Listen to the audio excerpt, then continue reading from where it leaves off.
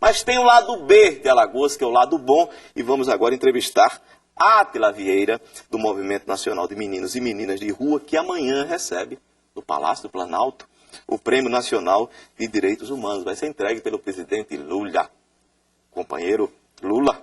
Átila, bom dia. Bom, eu queria que você falasse um pouco dessa premiação, porque todos os anos, né, o governo escolhe a dedo, diga-se passagem, são entidades da sociedade civil que participam dessa escolha, aquelas pessoas que destacaram na defesa dos direitos humanos. Como é que você recebe esse prêmio? Bom dia, Ricardo. Assim, recebo com muita alegria, assim, porque realmente é feito todo esse processo de seleção, esse prêmio dado em 10 categorias, então assim, é dado a pessoas físicas e a pessoa jurídica. Então cada categoria recebe essas duas pessoas e aí eu estou recebendo enquanto pessoa física. Então assim, é o reconhecimento de um trabalho que vem sendo feito, acho que não só por mim, mas por todo um grupo que há muito tempo vem nessa batalha, mas assim, a gente recebe com muita tranquilidade, porque eu digo sempre o seguinte, assim, esse prêmio assim, é o mais importante dado na área de direitos humanos aqui no nosso país, mas o prêmio maior é aquele que eu recebo todos os dias, que é o carinho e o respeito desses meninos com os quais eu trabalho e para os quais eu trabalho. Há quanto tempo você trabalha com essa meninada? Há 10 anos, Ricardo. 10 anos. 10 anos. Assim. Você é muito jovem, né, Átila? Tenho 30 anos. 30 anos. Então... O que é que lhe levou a fazer? Porque isso é uma opção de vida, né? Ricardo, assim, o que me levou, eu digo sempre, olha, eu não estou aqui fazendo caridade, assim, eu estou fazendo uma militância. E a sua parte, né? Uma militância política. Agora, uma política no sentido mais nobre que essa palavra pode ter. Não nesse sentido que hoje se convencionou usar e que nós estamos vendo aí. Olha, Átila, claro que a essa altura, enfim, você já é conhecido pela maior parte dos meninos e meninas que vivem nas ruas de Maceió. Enfim, apesar de que esse público vai crescendo muito e sempre. Mas não é fácil esse contato, essa abordagem inicial. Você teve medo quando você começou a trabalhar com eles? Você tem, porque é um universo diferente. Então, assim, um universo diferente. Tem sua lógica própria. Sua lógica, seus códigos. E aí você vai ter que mediar esses dois universos. O universo de onde você está vindo com esse outro. E aí é um processo que é difícil. É de choque cultural, assim, é emocional. Mas é algo que eu acredito. Assim, hoje eu acredito profundamente que todo ser humano, com raras exceções, assim, ele pode transformar a sua vida. Você já teve muitos casos que você lidou no dia a dia, enfim, de ver um jovem, esse é um caso perdido, de repente vê-lo numa outra situação, enfim, mais digna? Sim. Muitos deles, assim, eles conseguem, Ricardo. Agora é aquela questão, não depende só desse jovem, claro. Assim, não é só uma questão de desejo, que muitos deles têm o desejo, mas precisam uma série de outras questões estarem postas. Então, assim, o poder público tem que cumprir o papel dele, a família o dele e o menino dele. Então, assim, se essas coisas não estiverem conectadas, essa mudança ela não acontece. Olha, eu sei que você já sofreu ato de violência, mas não foram praticados esses atos por esses meninos, não é isso? Não, nunca. Assim, as violências que eu sofri foram praticadas por pessoas covardes. Pessoas covardes que fizeram isso porque acreditam na impunidade. Porque não aceitam que pessoas possam dizer o que pensam assim, sobre a prática nojenta que eles fazem com essas crianças e adolescentes. O que eles fazem? Eles matam, eles batem? Nossas crianças e nossos adolescentes hoje são vítimas de todo tipo de violência. É a violência sexual, é a violência moral, é a violência física. Assim, está vendo essa matéria agora sobre o banco de dados de pessoas desaparecidas. Nós temos várias crianças e adolescentes que estão na rua, que estiveram na rua e que até hoje ninguém sabe. Foi preso e sumiu.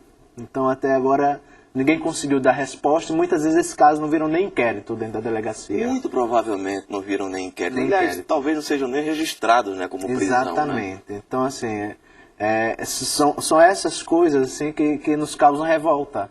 Assim, agora, que não dá para calar, Ricardo. Tem um outro lado dessa história que é o seguinte: você está aqui denunciando, você já fez isso várias vezes, e é difícil a sociedade se sensibilizar com o fato de que um menino de rua esteja desaparecido e sumido. Quando há um caso na classe média, enfim, há uma comoção. Comoção. E deve haver sim essa comoção. Com certeza, né? com certeza. Mas nesse caso, não, uma asepsia social, né, que está se fazendo. É né? verdade, Ricardo. E tem aumentado muito essa asepsia, principalmente nas comunidades da periferia daqui de Maceió.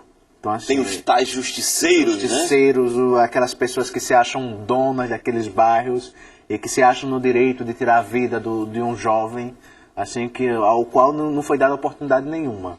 Pois, essa história de justiceiro, eu quero lembrar que tem um artigo que a gente escreveu um dia desse no tudonahora.com.br, falando sobre essa história, né?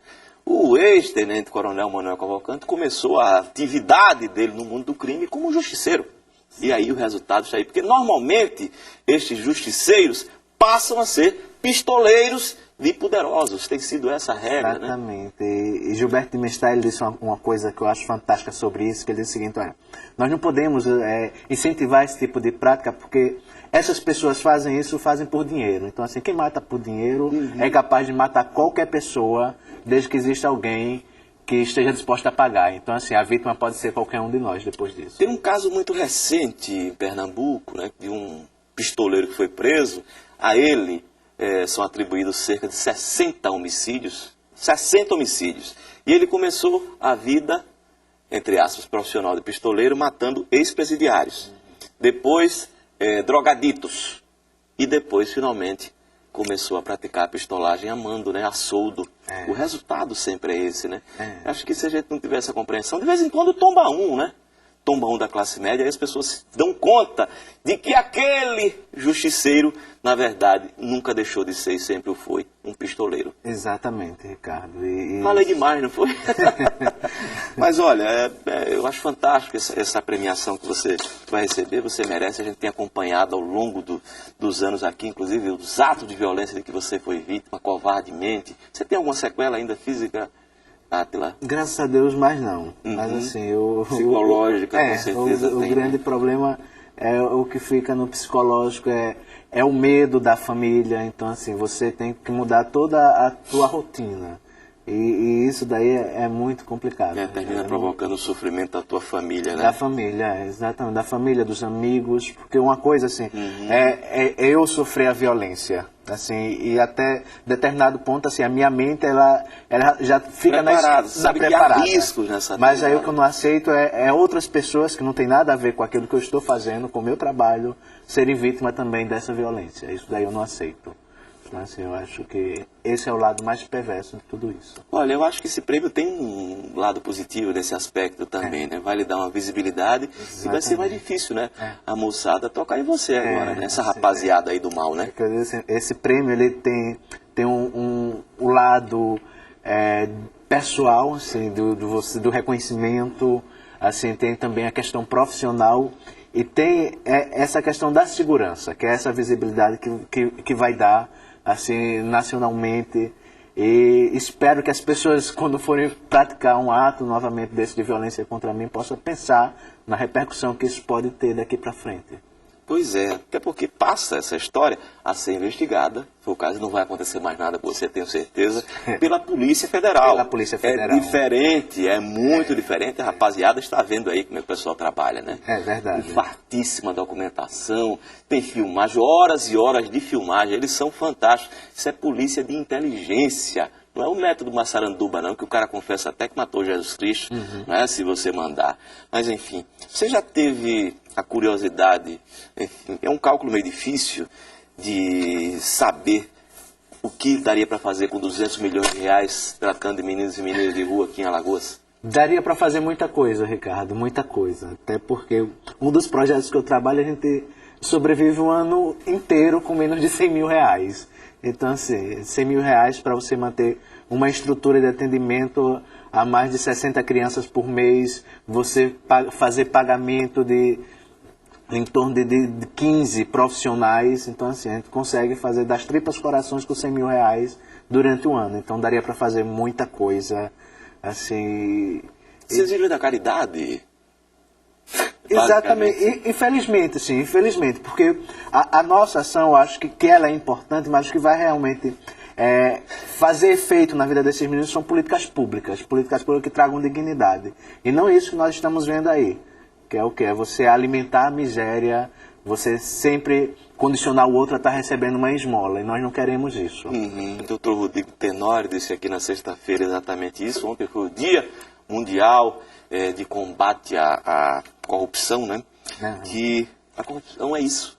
Ela é fome, ela é miséria, ela é morte, enfim, ela é tudo que essa tragédia humana... Ela é a falta de perspectiva. Isso daí, para mim, é o grande problema. É a falta de perspectiva que hoje os nossos jovens não têm.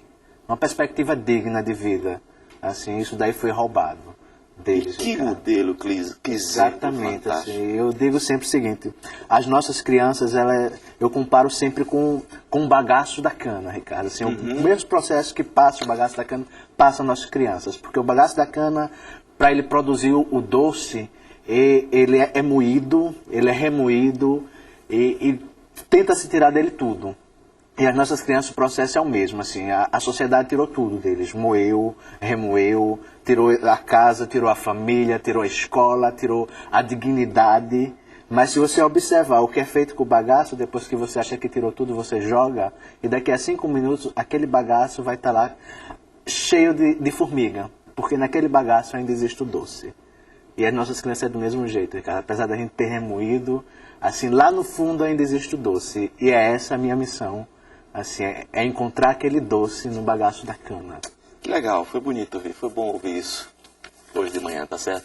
Parabéns, você recebeu esse prêmio justíssimo, você sabe, eu já disse aqui publicamente o quanto eu sou seu fã pelo seu trabalho e principalmente pela coragem com que você enfrenta essa banda do mal aqui do estado de Alagoas. Em frente. Obrigado. Daqui a pouquinho vamos entrevistar a Lenilda Lima, diretora da CUT. A sociedade civil organizada se reúne para discutir 200 milhões de reais. Até já.